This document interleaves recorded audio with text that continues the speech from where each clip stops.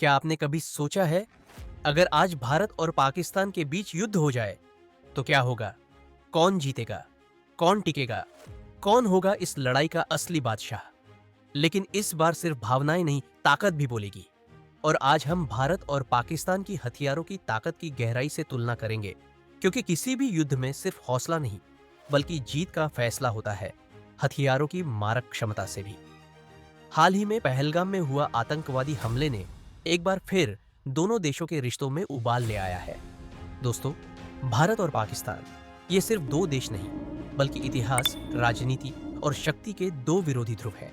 जहां भारत आज विश्व का चौथा सबसे ताकतवर सैन्य राष्ट्र है, वहीं पाकिस्तान 9वें स्थान पर आता है। लेकिन फर्क सिर्फ रैंकिंग का नहीं है, फर्क है रणनीति, तकनीक और आत्मनिर्भरता का। भारत का रक्षा बजट इस साल लगभग $75 बिलियन है। इतनी बड़ी रकम अमेरिका, रूस, फ्रांस और इजराइल जैसे देशों से अत्याधुनिक हथियार खरीदने और अपने स्वदेशी रक्षा कार्यक्रमों जैसे तेजस, अर्जुन और अग्नि मिसाइलों को विकसित करने में लगाई जा रही है। वहीं पाकिस्तान का बजट सिर्फ $7.6 अरब है, यानी भारत से करीब 10 गुना कम। और IMF के कर्ज के बोझ तले दबा पाकिस्तान अपने बजट को बढ़ा भी नहीं पा रहा। अगर किसी भी युद्ध का फैसला जल्दी लेना हो तो हवा से की गई मार सबसे अहम होती है। इसलिए सबसे पहले बात करते हैं एयरफोर्स की ताकत की। भारत के पास 2296 एयरक्राफ्ट है, जिनमें से 606 फाइटर जेट्स है। वहीं पाकिस्तान के पास कुल 1434 एयरक्राफ्ट है, जिनमें से 387 फाइटर जेट्स है। यानी एयरक्राफ्ट की संख्या में भारत पाकिस्तान से करीब 800 ज्यादा आगे है। और फाइटर जेट्स में भी भारत के पास राफेल, सुखोई 30 MKI, तेजस और मिराज 2000 जैसे अत्याधुनिक और खतरनाक जेट्स है, जबकि पाकिस्तान के पास JF-17, F-16 और पुराने मिराज है। यह साफ है, संख्या भी भारत के पक्ष में है और तकनीक भी। इतना ही नहीं, 2024 में भारत ने फ्रांस से 26 मरीन राफेल जेट्स खरीदे हैं, जो खासतौर पर नेवी के लिए है। इससे भारत की समुद्री ताकत को आसमान से भी सपोर्ट मिलेगा। पाकिस्तान के पास इस लेवल के नेवल फाइटर जेट्स नहीं है और ये एक बड़ी रणनीतिक बढ़त बन जाती है। भारत के पास कुल 869 हेलीकॉप्टर है, जिनमें अमेरिका से आए अपाचे AH-74E, चिनूक CH-74 और भारत में बने रुद्र और ध्रुव जैसे आधुनिक हेलीकॉप्टर शामिल है। वहीं पाकिस्तान के पास सिर्फ 352 हेलीकॉप्टर है। इनमें से ज्यादातर पुराने H-1 कोबरा है और कुछ हाल में तुर्की से लिए गए हेलीकॉप्टर है। यानी हेलीकॉप्टर की संख्या में भी भारत पाकिस्तान से 2 गुना से भी ज्यादा आगे है। और तकनीक की बात करें तो भारत के हेलीकॉप्टर, चाहे अपाचे हो या चिनूक, दुनिया के सबसे घातक और एडवांस्ड माने जाते हैं। अब अगर सिर्फ अटैक हेलीकॉप्टरों की बात करें तो पाकिस्तान के पास 57 अटैक हेलीकॉप्टर है और भारत के पास 40 अटैक हेलीकॉप्टर है। यह पाकिस्तान थोड़ी संख्या में आगे जरूर है, लेकिन जब आप देखेंगे कि भारत के पास जो 40 अटैक हेलीकॉप्टर है, उनमें अपाचे AH-74E जैसे हाइपर टेक्नोलॉजी से लैस मशीन शामिल है, तो पता चलता है कि संख्या कम होते हुए भी भारत की मारक क्षमता कहीं ज्यादा घातक है। कुल मिलाकर अगर बात की जाए आसमान की जंग की, तो भारत को न सिर्फ संख्या में बढ़त है, बल्कि तकनीकी श्रेष्ठता, आधुनिक हथियार और ज्यादा अनुभव का भी साथ है।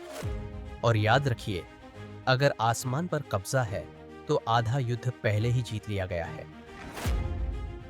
अब जरा समुद्र की ओर रुख करते हैं, क्योंकि एक असली सुपर पावर वही बनता है जो जमीन, आसमान और समंदर तीनों पर राज करता हो। भारत की नौसेना के पास फिलहाल 2 ऑपरेशनल एयरक्राफ्ट कैरियर है, INS विक्रमादित्य और नया स्वदेशी बना INS विक्रांत। ये दोनों विशाल युद्धपोत समुद्र के ऊपर चलता हुआ पूरा एयरबेस है, जहां से फाइटर जेट्स उड़ाए जा सकते हैं और दुश्मन पर दूर से ही कड़ी नजर रखी जा सकती है।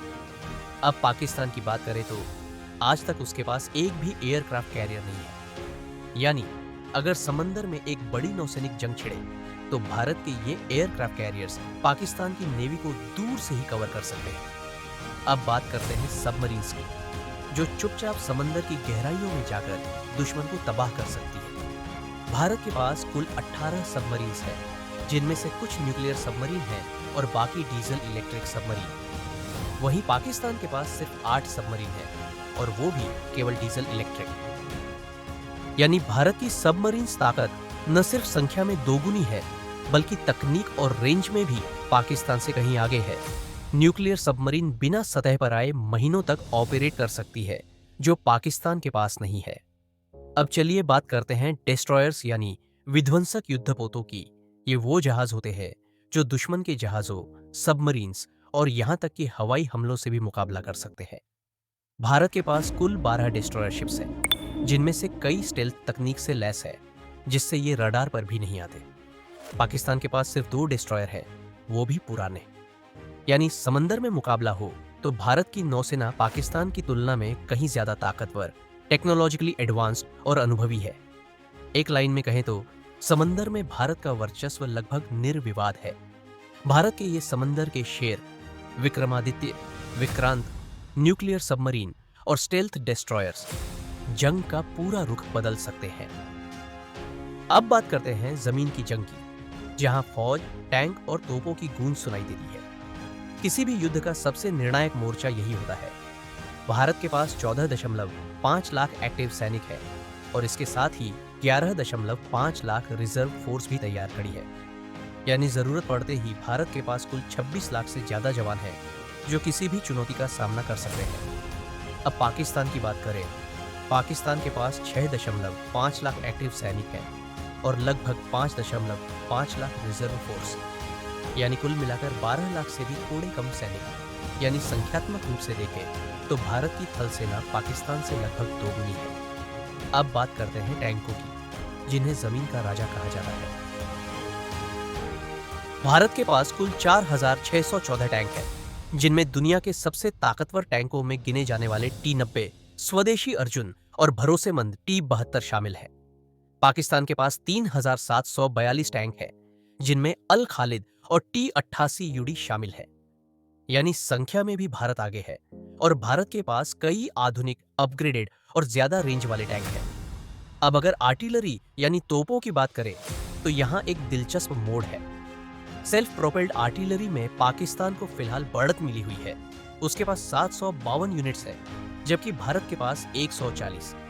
लेकिन रुकिए, भारत इस कमी को तेजी से भर रहा है।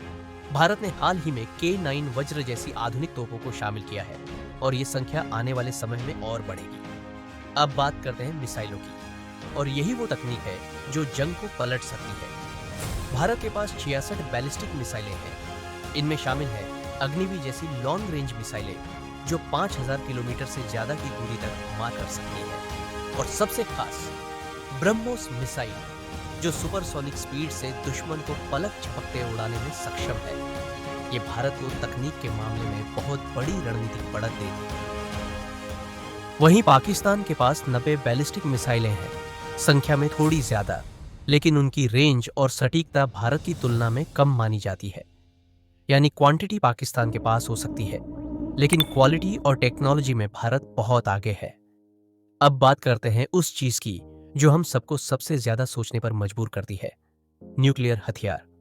भारत के पास 172 न्यूक्लियर वेपन्स है और सबसे महत्वपूर्ण बात, भारत की नीति है नो फर्स्ट यूज, यानी भारत कभी पहले हमला नहीं करेगा। ये एक जिम्मेदार परमाणु राष्ट्र की पहचान है। पाकिस्तान के पास करीब 170 न्यूक्लियर हथियार है, लेकिन उसकी रणनीति है फर्स्ट स्ट्राइक, यानी जरा भी खतरा महसूस हुआ तो पहले हमला कर देना। ये नीति न सिर्फ भारत बल्कि पूरी दुनिया के लिए एक चिंता का विषय बनती जा रही है। कागजों पर देखें तो भारत हर मोर्चे पर पाकिस्तान से आगे है, बजट, ताकत, तकनीक, अनुभव और रणनीति में। लेकिन युद्ध सिर्फ आंकड़ों से नहीं जीते जाते। यह लड़ाई होती है हौसले, नेतृत्व और सही निर्णयों की। अगर युद्ध छिड़ता है तो भारत की जीत की संभावना अधिक है, लेकिन यह जीत भी बड़ी कीमत पर आएगी। दोस्तों, युद्ध आखिरी रास्ता होता है, लेकिन अगर कोई हमारी सीमाओं को लांघे तो भारत उसे जवाब पूरी तैयारी के साथ जरूर देना चाहिए। अब आप बताइए, आपके हिसाब से भारत को और किन क्षेत्रों में अपनी सैन्य शक्ति को और बढ़ाना चाहिए? कमेंट कीजिए, अपनी राय दीजिए और इस वीडियो को देशभक्ति से भरे हर इंसान तक पहुंचाइए। जय हिंद।